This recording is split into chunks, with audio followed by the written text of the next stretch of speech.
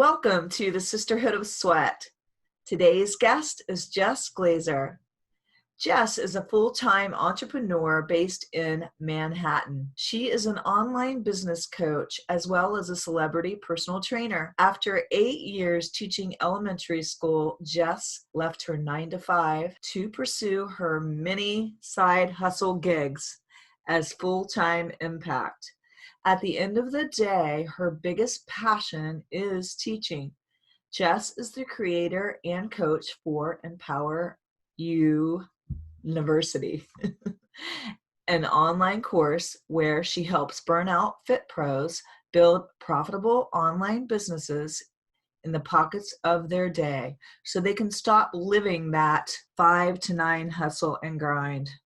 Jess is also the founder of Fit Trips, monthly events for women to step out of their comfort zone, try new things, connect with other like-minded women, and give back. As her business shifted away from health and fitness, she also shifted her events to be more focused on business building and masterminds. Regardless of the event Jess is throwing, the ticket proceeds are donated to her fundraising mission with Pencils of Promise. In April, Jess hosted an event that raised and donated $30,000. Her biggest vision is to break ground in a third world country, not just to build a school, but to fully support it. When Jess is not spending time coaching clients, building programs, or moving her body, she can usually be found running around exploring NYC with her husband, traveling, hosting retreats, or reading. Jess is dedicated to helping inspire, motivate, and educate others. Welcome, Jess, to the show. Thank you. I'm so excited to be here, and I'm excited to chat. Yeah, I have. I saw you at the Summit of Greatness.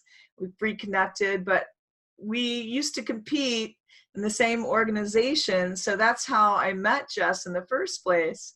Yeah. And that's been a long time. How long has it been since you hit the floor and did competitions? I think the last competition I did was 4.5 years ago. I want to say 4 years ago. Yep. 4 years ago. So it's been a while. 4 years. And you were amazing. I mean, in your first competition, you placed second. I did. It was a small group of people. That's okay. I think any kind of a fitness competition, you never know who's going to be there. You could be competing against the elite in a small show. Yeah, for sure. So what drew you to fitness competitions in the first place? I love this question. So I grew up a competitive gymnast, a super high level competitive gymnast. I was training 20 plus hours a week by the time I was in second or third grade, traveling all over the world. And so when I used to watch, I guess, gymnastics on ESPN and aerobics videos with, who was it, Donna Summers and all the greats, they actually used to show fitness competitions on ESPN. And so at a really young age in the 90s, I decided it was something that I just wanted to do. Fast forward through, high school and college, I kind of had forgotten about it. And after college, thanks to Facebook, I saw a dear friend of mine who Stacey Vinegro. She was doing fitness competitions. And when I saw what she was doing, I reached out to her, and I really had no idea what it would entail. I just knew that as a young child, it was kind of a bucket list item. And I felt like I wanted to be a part of a team again and just kind of have a goal, because after gymnastics, I was still working out in the gym, but I really wanted to have that long-term goal. So I joined. That was it.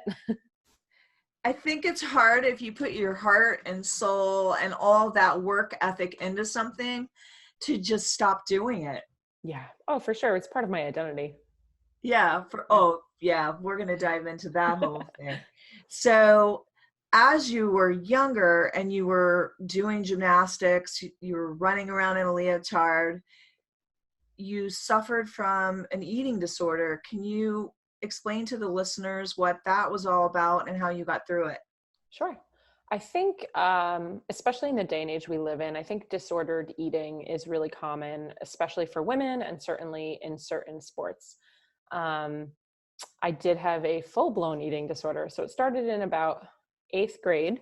seventh or eighth grade, I started with a little bit of binging and purging, and it just very rapidly turned into, a daily habit, and then multiple times a day, coupled with addiction to all sorts of pills. So any type of fat burner or laxative, anything that would speed up my heart or burn fat, including Adderall. And that lasted all throughout high school, got significantly worse towards the end of high school. And then in college, I was fortunate enough to have kind of my own wake up moment. In college, I had two separate interventions that my roommates held at the house for me. Neither of them went well. But after the second one, I kind of had my own light bulb moment and decided to seek help. And I think that that was truly the first time that I really put my ego aside and asked for help in any capacity, not just with my eating disorder. And then I've spent the last, I don't know, 15 years or so really working through just personal development and my own growth, and understanding maybe why I put so much Right. pressure on myself. And for sure, just really working on asking for help and learning about myself more. So I don't know that it's gone while my eating disorder is under control. I think it's still a work in progress every single day. Right, right. I mean, I can relate because I remember going to my neighbor's house one Thanksgiving, and they were eating, just thing after thing after thing. And pretty soon they had to unsnap their pants. And I never seen that before. And I was just kind of like, they're like, oh, we'll just take X-Lax and get rid of it. Yeah. And it was like the first time I'd ever heard of anyone doing anything like that. And I thought, oh, that's an idea. So I think when I would never eat to that excess, but if I ate something that I wanted to get rid of, I thought, oh, I'll just take a laxative. And Seems to make sense. that can only last so long before it starts really stripping your Yeah, gut of all healthy bacteria and causing you all sorts of problems. sure. And just that mentality, and I can remember uh working at a gym, and I was trying to get lean. I had my, I think, third child, and the owner was like, oh, you should just take this. And it was a certain brand of fat burners. And well, it took more from me than it ever gave. It runs your adrenals and everything else. Mhm. And right. And Yeah. so I just went through that whole gamut. And so I can relate. But what I want to kind of get to the bottom of the is, what is the messaging that we're receiving as women, or just, I guess, as individuals, because I think it's just as bad for men now, that makes us feel we have to be a certain way or fit into a certain mold for people to love us. Yeah, I mean, I think it comes from so many different things. Deep down at the core, it's a sense of worthiness. And that's what it always goes back to. It's, that I am enough and that I am worthy and worthy of love. And I think humans in general find any external validation possible. So it might show up as perfectionism, it might show up as an eating disorder, whatever that might look like. It's different for everyone. People are workaholics. But I think at the end of the day, the core is that we just don't feel enough. And I know right now, social media plays a big part. A lot of people blame social media. I don't. I talk about it all the time. I think social media can be used as a tool, but also as a weapon. And so as long as we're using it the right way, which that's kind of how my current business started, was using it as a platform to share more positive messaging around body image and, expectations. I've since kind of shifted away from health and fitness, but I think it's an internal battle we all go through, and it's comes up for various reasons: how we were raised, the environment, all sorts of things. I really believe in the whole perfectionism reason. I Mm-hmm. think we want to look and appear perfect, Yeah, but really it's in our imperfections that we draw people closer. absolutely. And I also think it can be a method of control. If you're in an environment where you feel like everything is out of control, you feel this is the one thing you can control. Yeah, interestingly enough, over the last decade or so of doing some deep work, I've realized that it's not just if you were in an environment where there was a lack of control, but it can actually come from a place of where you grew up in an environment that had a lot of control and a lot of structure. And so that is sort of the expectation that you want to live up to. So I came from a place that was not out of control at all. It was the opposite. It was very controlled, structured. I was always praised. I did everything, very well. I was overly loved. And so that was almost my love language is affirmation. And that's almost what I was craving then, which is kind of funny because I had it. Affirmation, validation. Yeah, for sure. Yeah, seeking to constantly validate through achievement Mm-hmm. or, yeah, I can totally see this, and I see it in the younger generation a lot. And I know social media definitely, I think the depression in teens has went up majorly. And I believe it's just from the comparison Mm-hmm. game of feeling when they're looking at all these people that seem to have perfect lives, they're wondering why their life isn't perfect, or you feel, there's all these feelings that come into it. I think it can be used for absolute good. That's what I use it for. But I think for teens, sometimes it isn't always so good. Yeah, absolutely. I mean, we are adults. I'm in my mid 30s and I still fall into the trap of comparison or, not feeling enough or self doubt. And I can't even imagine a young child or a teen what they go through because cognitively they're not as advanced as us and they really can't handle it. So I'm grateful that it wasn't around when I was that age.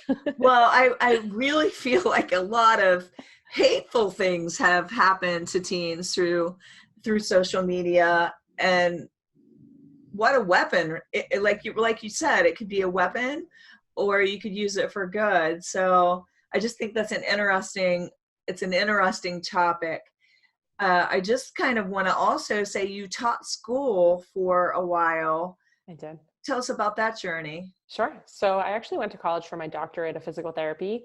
And after, when I was in grad school getting my doctorate, I took a leave of absence, which in hindsight, I now realize was to kind of work through my eating disorder and fix that and heal that and shift my focus. At the time, I think I don't know what my reasoning was, but I had taken a leave. And when I was on leave, I decided to get a job.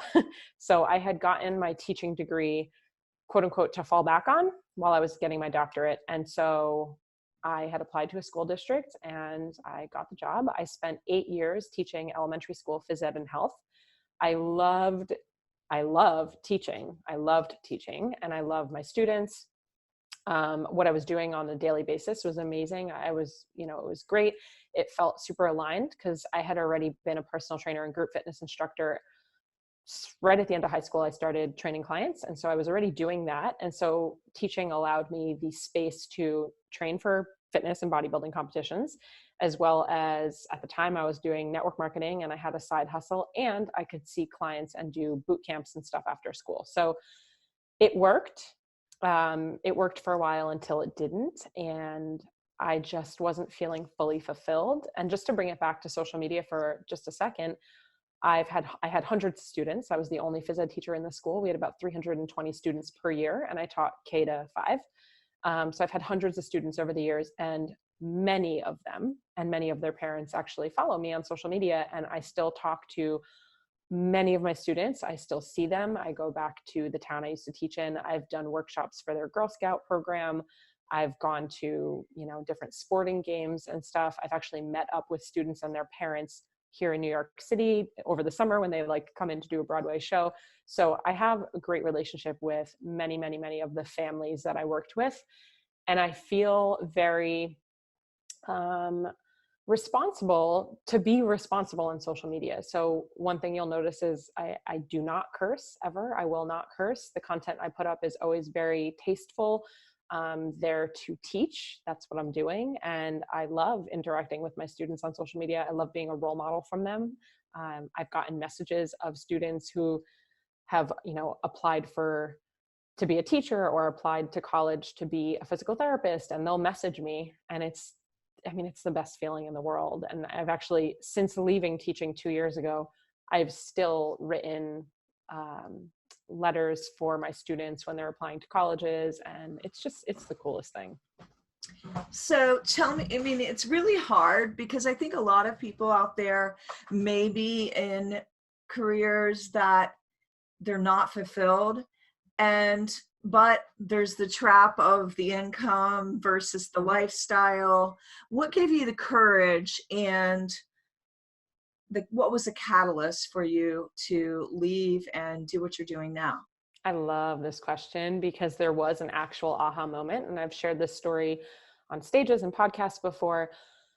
For me, the pain kind of had gotten so bad, the pain of being, I wasn't even uncomfortable. It was the pain of being comfortable. And I felt just very stagnant, and I could kind of go through my day with my eyes closed, and that was great. And there was a lot of comfort. The schedule, my commute was comfortable. We called them the golden handcuffs, but the great benefits and the pension and the summers off and the weekends and all of that pain had gotten so bad that I was really uncomfortable. And I had a side hustle. I had multiple side hustles the entire time, the 8 years I was teaching. About halfway through, around the 4-year mark, some of my side hustles had really started to blossom, and I started to get an idea that I could maybe do that stuff full time. Didn't really think it was an option, but I kind of was getting a taste for, hey, this is working and I enjoy it. I was driving to school, and I had very much been on the fence at this point about wanting to leave. This was during year 8. I was driving to school listening to a podcast, and I don't remember which one, but the man who was interviewing a woman, she was a teacher, and she was making jewelry and selling it on Etsy. And she wanted to leave her teaching job to go all in on her jewelry business. And so he asked her, if you took a year off and gave yourself a chance for a year to do jewelry full time, what would be the worst case scenario if it didn't work out? So she replied with, well, I'd go back to teaching. I'd probably have to go into a different district, but I've been a teacher for a decade. I'd just go back to teaching. And it was his response that triggered me. He said, okay, how does it feel to wake up every single day and live in your worst case scenario? And it was just like a dagger through my heart. So I pulled my car over, I cried hysterically, and I texted my husband and I said, I can't do this anymore. I think I need to leave. And it was realizing, like, what is the worst case scenario? So we spoke about it that night, and I realized that my ego was what really was holding me in this job that I wasn't happy with. And if I left, and if I was trying to make one of my side hustles work and it wasn't, could I put my ego aside and get a job training full-time at a gym? Could I get a job waitressing? Could I get a job at the local Starbucks? I could. And it was my ego that was really holding me back. And so I realized the worst case scenario is not that bad. The worst case scenario is I'll figure it out. And that was it. We spent the next couple months financially figuring out what it would look like and moving. We used to live in New Jersey. We now live in Manhattan. So we own a house. What were we going to do with the house? And when was I going to tell school? And just kind of figuring all the details out. And then I jumped. I love it. I love it. I have several friends right now that may be listening to the podcast that teach school and are kind of right where you were. And so I love it. Give them some faith and some confidence that if they need to leave, they can. And I think that's the biggest fear, is always the worst case scenario of what will it look like, and will we make it, Yeah. And I want to acknowledge all the teachers out there. It is a very difficult job. It's an incredible job. I still am a teacher. Every day I teach. Being in the public school in that setting just wasn't for me anymore. But I acknowledge all the teachers out there. What you do is incredible. It is not easy, and it's so necessary. I am a huge advocate for education in every capacity. I think, really, they all really love the kids, and they love working with the kids, and they love teaching the kids. Yeah. It's the system. Yeah. The system is a little bit broken, and I feel like they're overwhelmed with the load. And sure. So hopefully they can find what carrying it forward will look like, because there's all sorts of ways that we can affect and help the community and help kids. And you've moved forward into a whole new world, one of which helped you to give over $30,000 to Pencils of Promise and help build a school. Mm-hmm. Yeah. So tell us, I mean, tell everybody the exciting things you're doing. Yeah, thank you for bringing that up. Like I said, I'm a huge advocate for education. I really believe in school and higher education and just the ability to learn so that you can create. So when I left teaching 2 years ago and I kind of jumped into this entrepreneurship thing full time, I didn't have a clear path to exactly where I was going. At the time, I was doing a lot of health and fitness coaching online as well as training in person. So I'm still a celebrity personal trainer here in New York City, and I feel like that will always be a part of me. I've been doing it for so long, but I couldn't have told you 2 years ago that I would be a business coach right now. Like, there's no way I would have guessed it. But what I did know was that I wanted to be aligned with philanthropy and giving back and education in whatever capacity I could be. So 4 years ago, I had started a company called Fit Trips, which I'm actually no longer really running, but Fit Trips were monthly women's only fitness-based field trips. So I started these when I was teaching.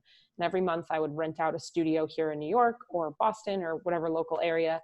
We would go take a fitness class, and we would do brunch, and there would be swag bags. And the purpose of that, actually, Linda, you gave me your book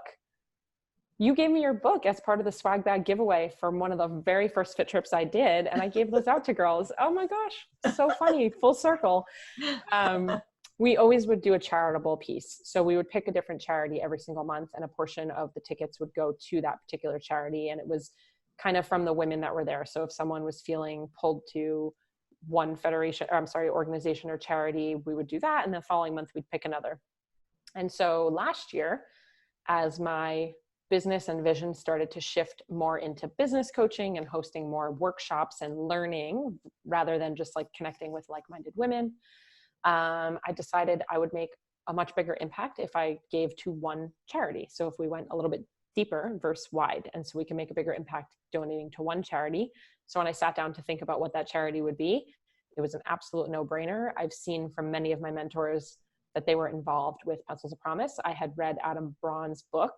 And, I knew that was the right charity for us, my husband as well. And we just felt super passionate about it. We actually did our honeymoon over in Kenya. And when we were in Kenya a couple of years ago, we also had decided we want to be involved in helping and giving back. And Africa is just the most incredible place in the world. And so we've made the shift. And now everything that we do, all the events that I host, every student that enrolls in my course, we give back a portion to Pencils of Promise, and I get to work with them, and they're just such an amazing organization. They're a family. They truly are a family, and I love spending time with them, and I'm excited to go overseas, hopefully in 2020, and be able to physically build a school with the team. But yeah, we're That really is so excited. beautiful. You brought tears to my eyes. I mean, that's pretty amazing. Spending your honeymoon doing that. That's says you guys are going to do great things together. Thank you. Yeah, it's we can, right? I mean, we're creating these things out of thin air. So it's just part of my mission that we give back, and that's what I teach as well. So everyone that goes through my program, I highly encourage them to pick something that they can give back to, whether it's volunteering time or clothing or money.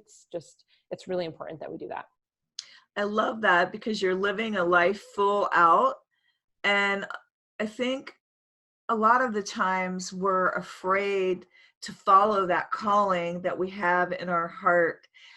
We may be afraid of what's it going to look like, judgment from our friends, our family, and failure. I think that's, another thing. But tell us how like the good, bad, and the ugly of this transition from being a school teacher to launching your own business to teaching entrepreneurs. I would be lying if I didn't say there wasn't any ugly. I definitely have had many nights crying on the couch, but the good, I mean, I'm creating something out of nothing. I'm living out my passion. I feel super aligned. I'm helping people pay rent and put food on the table. Indirectly, I'm helping people through health and fitness journeys as well, because that's pretty much what all of my clients are building out. The bad and the ugly, I feel like I'm doing it blind, which I'm learning now in my mid-30s that it's okay. And it's okay to not know. And it's okay to not actually, be sticking to the plan all the time. I've invested a ton of time and money into different coaches, mentors, and masterminds over the years. And as I've gotten older, like I said, I've kind of released the ego, and it's the best thing I ever did. And I'm here to learn. I mean, I don't know everything, and it's just been such a cool journey to kind of let go of the wheel a little bit and go, just kind of go for the ride. Again, I think the moments crying on the couch, my husband might say otherwise, but it's been a cool transition. And to be honest, it kind of just happened accidentally and super organically. I didn't wake up one day and decide to switch to business coaching. It was one of those things where I had built a multiple six-figure profitable business online, and people were asking how. And because I'm in this health and fitness industry, it was a lot of trainers asking how, and I realized that I was able to teach the how. And I started quietly behind the scenes teaching some friends how, and next thing you know, it turned into a full group course. And here we are opening up the fall class for November 1st and just rolling out. We've had hundreds of people go through, and it's the coolest thing. It's so much fun. I love that. Let's talk about the ego for a second. How would one know when their ego is in charge, and how, on top of that question, how do we get the ego out of the way? Give us some tips. Ooh, I've done so many years of work on this. I wish I had a quick answer. So ego is in the way if, oh gosh, ego disguises itself as fear. It disguises itself as procrastination, excuses. It just really can hide in any way.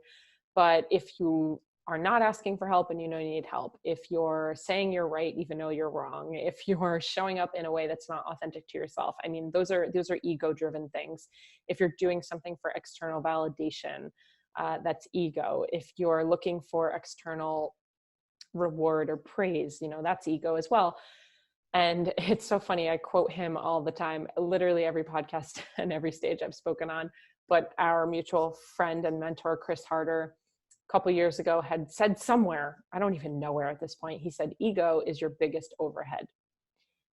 And that was like a knock upside the head for me. It was the moment that shifted where I realized ego was holding me back from doing the things that I wanted. It was costing me money. It was probably costing me relationships. It was costing me so many things. And when I realized how heavy that overhead was and I could let it go, now I'm just like, I'll ask anything. And I'm working on admitting when I'm wrong. I'm definitely getting better at it. Apologizing, stuff like that. I think there's so much beauty in that. So I've just done so much internal work. I'm not sure what it would be, but yeah. I think, listening to you, that it could also be hanging on to your identity. Yeah, for sure. But feeling called internally to something else, that you're feeling out of integrity with yourself. Yeah. But you want to hang on to this ego-driven thing. Sure. Right? Yeah. So how do we let go of that and stop, the whole madness of, we want to hang on to, let's say, our fitness competitor persona, our champion persona, but we're getting injuries. It's no longer serving us. And then move into this other arena that you're feeling called to. How do you let go of the ego so you can do that? I don't know. I think for most people, it would be like dip your toe in the water on like the other side and just see kind of how it feels. And then there's something with labels. We have a thing with labels as humans. And I think if we could kind of detach ourselves from the label, that's helpful. And just putting your blinders on and not really caring so much about what everyone else around you is going to think. Because at the end of the day, no one's really paying attention. No one really cares that much. We're all in our own head with our own stuff. But I think it's just sitting down. And if you have to like physically write a list out of pros and cons, what that old self is holding on to, is it worth it? Is it serving you anymore? And I'm a huge advocate for all different types of journaling. So whether that's writing a letter to your tenacity or your old self or your future self, or just kind of sitting with your thoughts of resilience or fear, whatever that is. So I would encourage you to maybe play around with some of those exercises, and I'm sure you could Google what they might be, but just releasing it, like literally putting it out on paper, letting it go, walking away, and then getting excited about the new thing, getting excited about the future, getting excited about the unknown, and how can you play with it, and what does the new thing look like? It's a good thing to turn the page, it's a good thing to start a new I chapter. think so. I think it's good to go through when the doors begin closing, it's time to go through the doors that are opening and Yeah. the new windows that are opening for you. And Yeah. I find it so funny that you said dip your toe in the water, because what happened for me was I was getting all of these injuries, but yet I was still, even though I really wasn't in some ways wanting to continue in the, competing in fitness anyway. Right. But part of me just wanted to hang on to it too. And Yeah, and I would challenge to ask you, for what? What was it? Because we can fill that piece with something else. So really reflecting and asking yourself, like, what is it that you're hanging on to? Is it the sisterhood? Is it the goal setting that you have? Is it the actual standing on stage and feeling proud of yourself? And once you can reflect on what piece is really filling your cup, then how can we fill it with something new that will also give you that same outcome or feeling? I love that, because it's a lot of that. I'll probably listen back to what you just said again, because there was so much in that statement. And I really am thinking forward. I dove into the pool of what I was feeling called to. Yeah. And I think that was it too, is I was feeling called to really step out, and it was scary to me. And so I wanted to keep running back to what I was used to and comfortable with. Yeah. And so I think just moving forward into what you're being called to, yes, it can be a little scary. I think it's also an element of having some grace with yourself. So realizing that when you're stepping into something new, while you dove in, we don't have to dive in. And if you do, it doesn't mean that you can't turn around again or you can't do something new. It reminds me of like a kid, young child who's starting a sport. We let them play all the different sports and they kind of figure out what they like. And then, it's like when we go to college, you have to pick your major right away. Like, Right. I would rather you Not like you realize, couldn't change your mind. yeah, exactly. You can change your mind, and if you try something and you don't love it, you get to switch again, and that's fun. I It's think that's exciting. the other thing, is it's not in concrete. Hmm. It's not like if I decide when I'm 60, I could still go back and do something. But, I think it's just that letting go. Sometimes it's hard to shed the old you so you can become the new you, but you can't hang on to the old you at the same time. You got to let Yeah, go of it so you can move into the new space. sure. Put it down. Take the lessons and then just put it down and move forward. It's a lot lighter without it. Yeah, right. Oh my gosh. So my last episode is, what are you hanging on to that's dead weight that you need to cut loose? Perfect. So here we are, we're diving in, and you have started this thing for entrepreneurs that are burnt out. Yes. Is it mostly in the fitness realm, or just? It is mostly health and fitness professionals, but we are starting to expand a little bit more into some other industries. And the reason I was focused on health and fitness professionals is just because that is my background. So I feel like I understand the industry, the pricing, the language, and that type of stuff. But yeah, I am open to other industries as well. What do you feel like is the biggest problem that people are having that you have a solution for?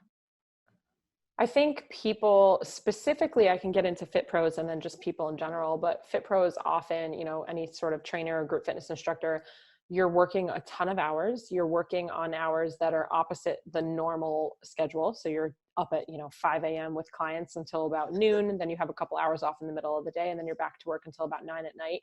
And in the weird break in the middle, you have to do your own workout and eat and maybe do client work or emails or whatever that might be, errands. And so it's a tough schedule. I think it's also extremely physically demanding on the body. It's pretty quick that trainers start to burn out, where they're just exhausted. They start to slack off on their own workouts. Maybe they're not taking care of their health with their sleep and their food, which is ironic, but that's actually what's happening in the industry. So that's the first thing. The second thing is, in an industry like that, a service-based industry, you're trading your time for money, which I know we are in all jobs, but Right. with trainers or instructors, and now even I'm working with some like salon owners. If you are seeing a client during that hour, then that hour is done. You don't have that hour anymore. And when you don't have any other hours in the day, you can't actually see more clients, which means you can't make more money.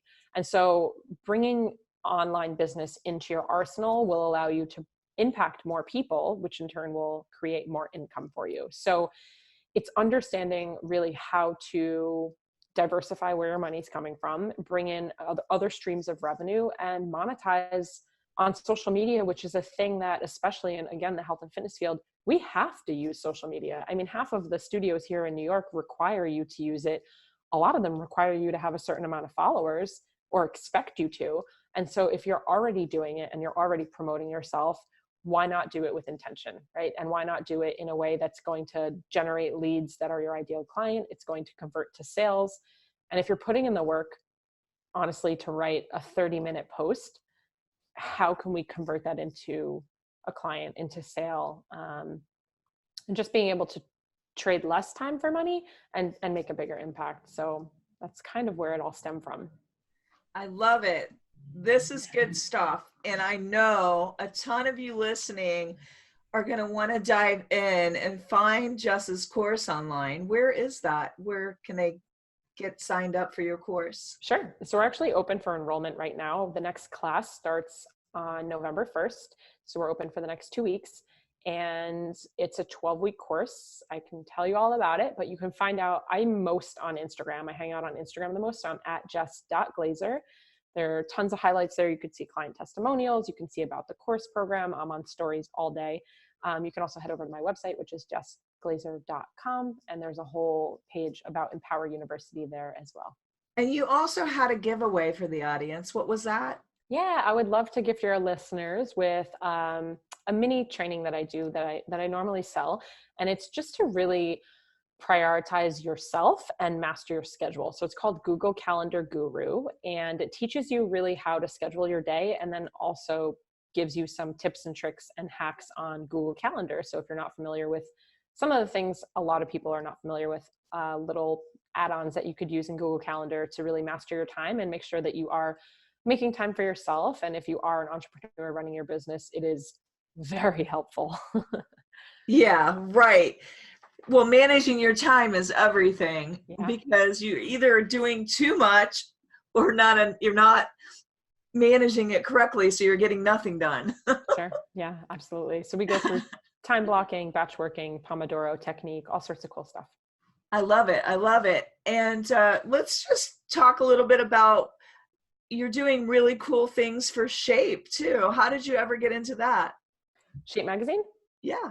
I think I was first connected with them here in New York. Just being in the fitness industry, I've had the opportunity, I'm super excited and grateful. I've had the opportunity to work with a lot of the different magazines as contributor, whether I'm writing an article or doing an actual workout, and some cool TV stuff too. So just, again, it's relationship building. That's everything. If you take one thing away from this, I know we haven't talked about it yet, but relationship building, that is everything. So it's all about creating relationships, building relationships.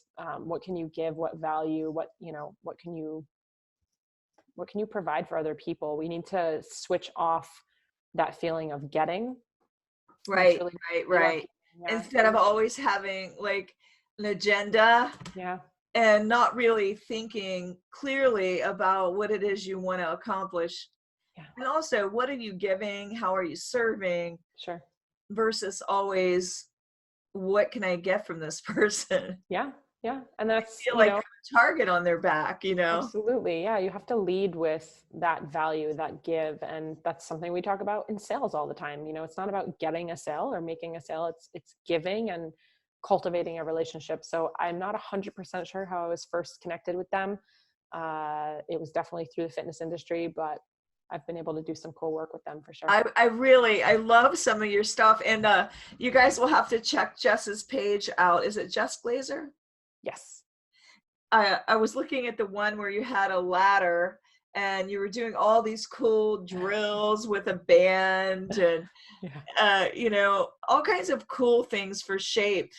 And I think that's got to be still an exciting thing that you didn't leave behind. You still are involved in the fitness industry in that way. Yes, for sure. And it's, it will always be a part of my life. And that is one of the things that I love about working with health and fitness professionals, because I still do get to be involved. I still do train one client right now. I only have one, but yeah, it will always be a part of my life. Yeah. And so what is the weirdest thing you've ever done for a shoot? Wow. The weirdest thing I've ever done for a shoot. Um, there was a workout that I shot one time for a magazine, which I'm not going to say what it was. And it just was one of those things that like I would never actually do, but I shot it. But it was one of those like, this is a ridiculous workout and not really safe. That's probably the weirdest thing. Yeah. My daughter is a photographer in New York City, in Manhattan. She lives in Manhattan. And I mean, they have all kinds of, crazy stuff. But when she first started, she did food photography, and the ice cream was really mashed potatoes. It wasn't ice Oh, I cream. know. She would tell us all the things they had to do to make it look perfect. That's so funny. And so like when they shoot models, sometimes I won't name who, but some of the very most famous ones, it's freezing cold out, freezing, and they're in like next to nothing. And they're, the moods and the temperaments can fluctuate, especially if Yeah, you have for sure. divas, and just the whole environment, and they're in next to nothing in the freezing cold. Is just kind of funny to hear all the things, the ins and outs. Yeah, definitely. I've definitely had some very cold. I mean, we've shot in the middle of the winter in New York City in a sports bra when it's snowing out. Um, but it's good. You do it for the picture, right? Right, right. Well, this has been so great talking to you today and catching up. You as well. And I really wish you great success with Empower You. Thank you so much. And I want to ask you, I forgot to ask this, what got you, when you started speaking like on stages, did you just kind of leap into it, or did you prepare? A little bit of both. I think the first time, I'm actually not sure when the first stage was that I spoke on, but as I realized that I wanted to speak more, besides asking, pitching myself to different podcasts, I actually just built my own stage. So a lot of people ask me, like, how do you start? And if it's something that you want to do, I would say figure out how to build your own stage. It doesn't need to be some huge event, but if you can bring people together and kind of create the stage for yourself and get some good pictures and get some good video of you speaking, then you have what we call a B-roll, and you have kind of a highlight reel of yourself speaking, and you have social proof and evidence that you've done it. And then you can share that with the next person that you pitch, whether it's an event or I think another thing, a great thing to do is Toastmasters. So every city has Toastmasters. You can look into that, which is a speaking program. I did hire a speaking coach, but that wasn't until, 6 years into this journey.